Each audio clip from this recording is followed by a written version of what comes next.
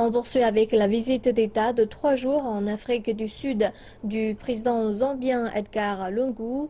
Présent à un forum d'entreprise, le président zambien et son homologue sud-africain se sont adressés à plus de 150 chefs d'entreprise venant des deux pays.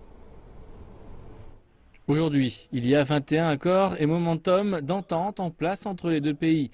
Ils coopèrent également dans les secteurs de la science, de la technologie, de la défense, de l'agriculture, de l'environnement, de l'énergie et de la santé.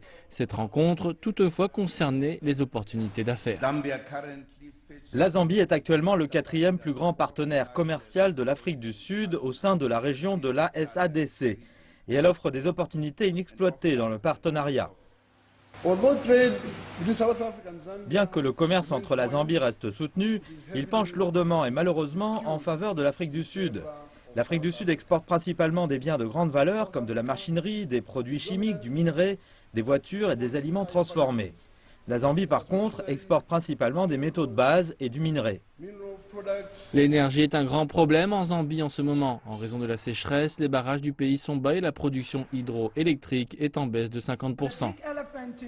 Le problème, c'est l'énergie. De mon point de vue, ceux qui contrôlent l'énergie contrôlent le pays et ils contrôlent leur destin.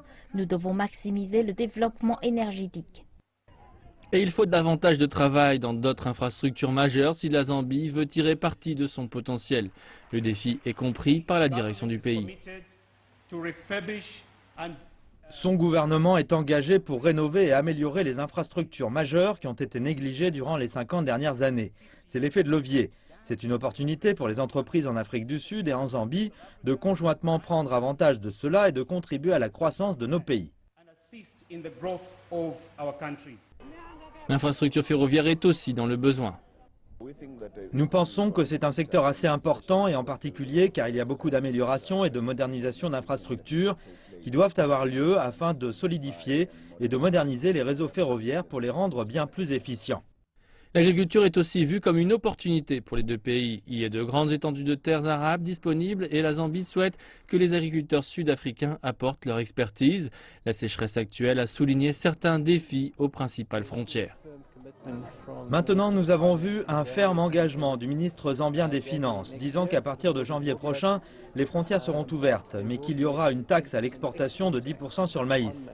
Maintenant, aussi longtemps que le produit peut circuler, on peut trouver des opportunités pour accroître le surplus de maïs en Zambie et commencer à alimenter davantage le secteur et permettre au secteur privé de s'impliquer dans le négoce de ce maïs.